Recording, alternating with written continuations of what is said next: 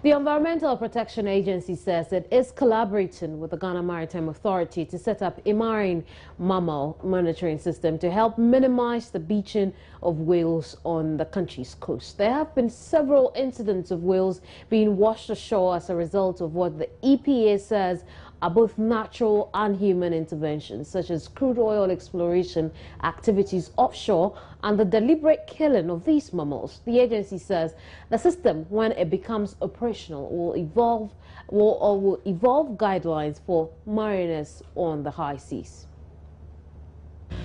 There has been a remarkable increase in the number of whales and dolphins being washed onto the coast of Ghana in the last 5 years. Officials estimate that between 2009 and 2014, there were about 25 incidents, 20 of them occurring in the western region, 4 in Greater Accra, and 1 in the central region. The most recent occurred last Sunday at the Jamestown beach here in Accra.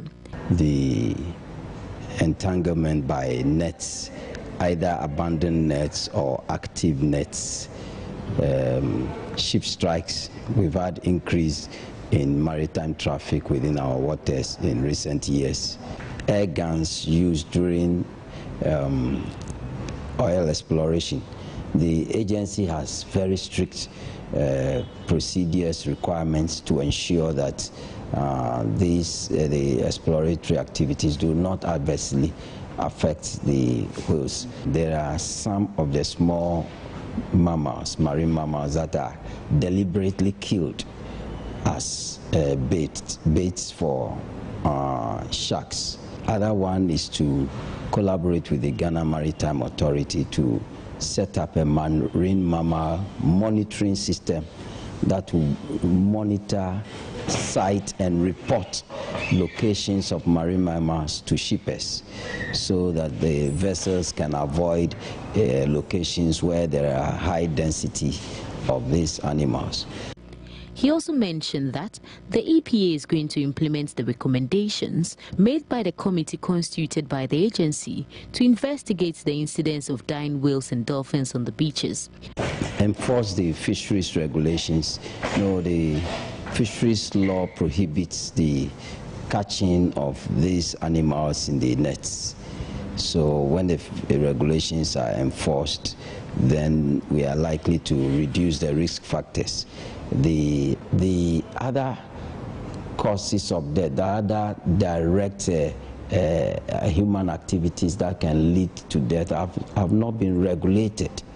And so there is a legislative gap which the committee recommends that those gaps ought to be filled. He further stressed the EPA is going to ensure strict adherence to marine regulations to ensure the lives of mammals and the environment is protected. Matilda Homaga for Joy News, Accra.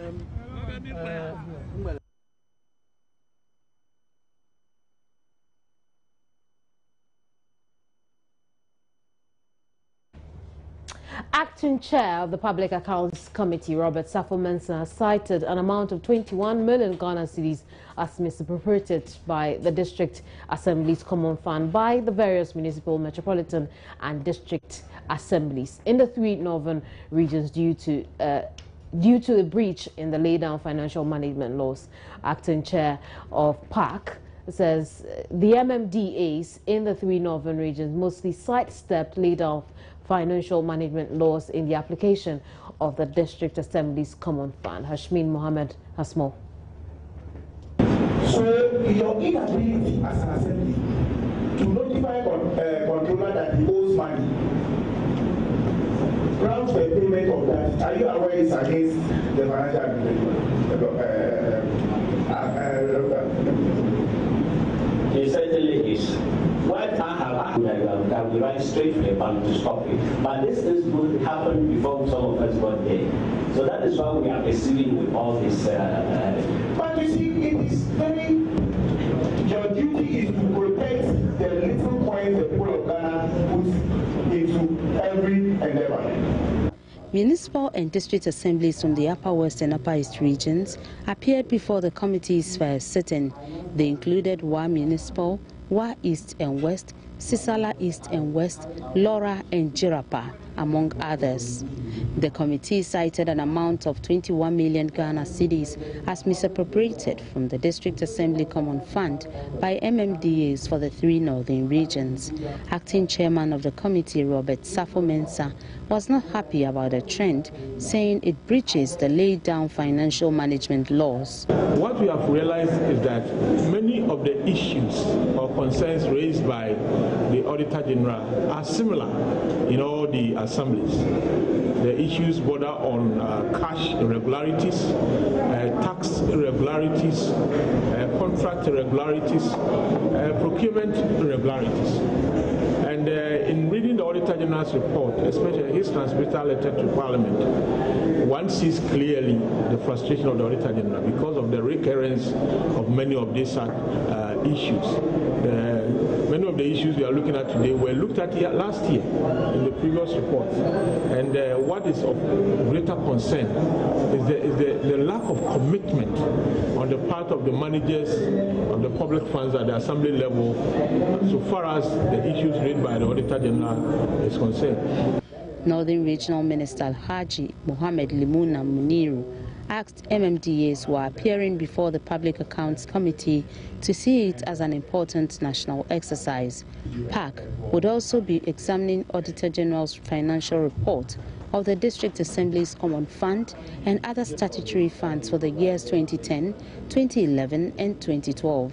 The Public Accounts Committee has taken its hearing to the Northern, Upper East and Upper West regions as it looks into the books of MMDAs there. My name is Baba Tanda. Good afternoon. Thanks for making time with us on Sports on News Today, brought to you by the kind courtesy of Cowbell.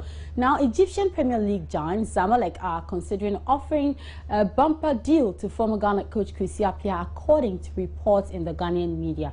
Now, the Cairo Giants are in search for a top-notch coach to lead them into the new season, as they have won just a game out of their opening 3 matches of the season.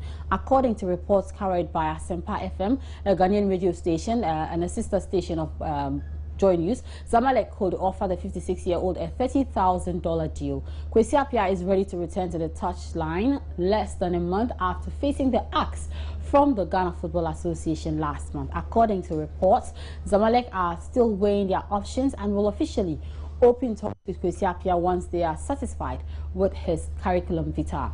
Kwesi Appiah coached the Ghana side that humiliated Egypt in the 2014 FIFA World Cup qualifiers after beating them 6-1 at the Baba Yara Sports Stadium in Kumasi.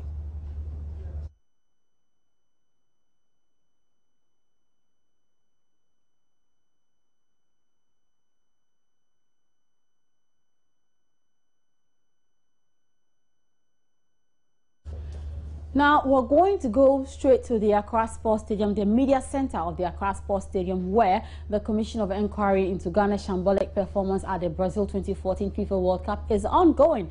My colleague Benedict Osudankwa, as usual, is on the beat, and we'll find out from him. Benedict, good afternoon. Yes, good afternoon, Rashida. What are the highlights of today's hearing? Well, Rashida, today is basically the heads of the, various sporting associations in the country that have appeared before the commission. Already, we've had 5 of them, appearing before the commission to, tell them their concerns. And now, as I speak to you, got the other 5 also there. We have over 30 sporting activities in the country, and we have over 35 sporting associations, different sporting associations in the country. But the first 5 was the Ghana Cycling Federation, their head was there, and also the Ghana Weightlifting Federation. We have Ghana Badminton Association, Ghana Tennis Association, and Ghana Hockey Association. And as we are already aware, it's all about funding for these various associations in terms of their local competitions and international competitions, as compared to the Black Stars and the Ghana Football Association, that anytime they go for tournaments, you hear budgets, big money is given to players and officials. Unlike these guys, their problem that since, we entered into this job, we've always known is the problem of funding. So that's what they've been telling the commission so far. And it was nothing different from what we heard today.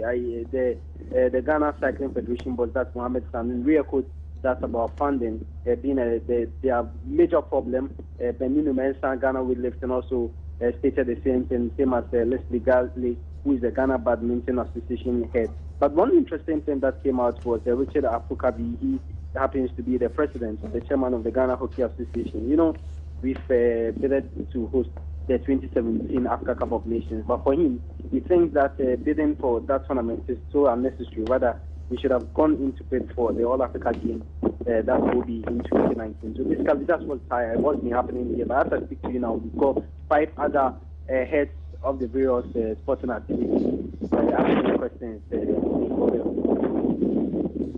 Benedict, before I let you go, I'm told that the commission is expecting Kevin Prince Boateng, Michael Essien, and Sule Ali Muntari hopefully next week. Is it possible? Are they getting positive signs that the boys or the players would make an appearance? Well, Rashida, what happened was last Tuesday that the chairman of the commission, Justice Johnson, noted that hinted that they are trying to get some of the Black Stars players, to hear their side of the story, because it will only be fair to these players to also get to know what exactly happened in Brazil. So, according to him, they are trying so hard, to establish contact with the Sule Muntari and Kevin Prince Boateng to see if they can also get to tell their side of the story. And he did mention that even if it's not going to be possible for them to come down, for them to head, then probably they will go by what we all know by Skype, to speak to these players, but they are still talking to them to know how best they can go about it. So it's likely that for maybe, God willing, next week, we might get to hear from some of the Black Stars players, even away from Muntari and Kevin Prince Boateng. It's likely that we will hear from other Black Stars players as well. Okay, and has the commission announced officially when Mr. Moses Ama would make an appearance?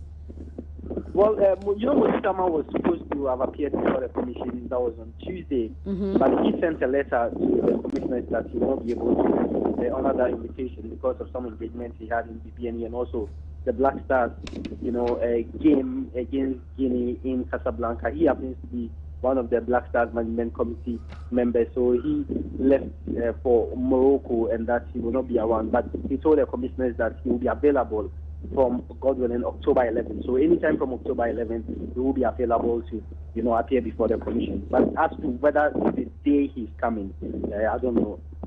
Thank you very much, Benedict Owusu-Dankwa. And away from that, let's move on to club issues here in Ghana. And Hearts-of-Oak have unveiled 8 new signings for the 2014-2015 First Capital Plus Ghana Premier League season. Now, the octet are Leonard Teria, Fovi Agudi, Isaac Oduro, Richard Amwa, Vincent Atinga, Kwame Kizito, Hamza Abdullahi, and Sean October.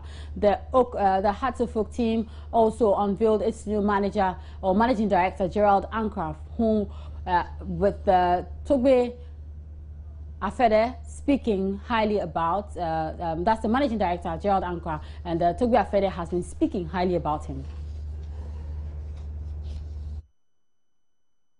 We decided to do this task of selecting our new managing director through headhunting. We have looked at many names and talked to many people, and a mantle fell on someone who we believe can do the job and do it well. The board representatives interviewed him and found him very suitable. This man holds a bachelor's degree in economics from Jimpa and has worked at various organizations, including Metropolitan TV and also the NAFCO in various positions. But the most impressive of all, he founded the Independent Broadcasters Association of Ghana. From nowhere, he built it into an organization with an accumulated fan base of 1.6 million Ghana cedis. He has a strong marketing background, has a strong media background, and we think that he is best suited to serve the purposes for which we need an MD. And the new managing director of the club, Gerald Ancraft, who steps into the shoes of Neil Armstrong Montagbe, has promised to steer the club to greater heights in the coming season and beyond. I wish to assure you that the trust reposed in us will not be defeated. I am here and I'm speaking on behalf of the management team that I'm going to work with, that whatever initiatives you have or plans you have, we are prepared to put our shoulders to it and lift the club to the next level. If I'm to say anything to all of us here as a body, what I just have to say is that it is time to work. This is the time for us to work. Yes, there are going to be some changes in the club, but please, let's not take it personal. It is all to ensure that we take Hearts to the next level. We are going to take Hearts to the next level with your help and my help. This is Accra House of Folk, and in the next few years to come, we will all gather and give a clap again to the work that we've done.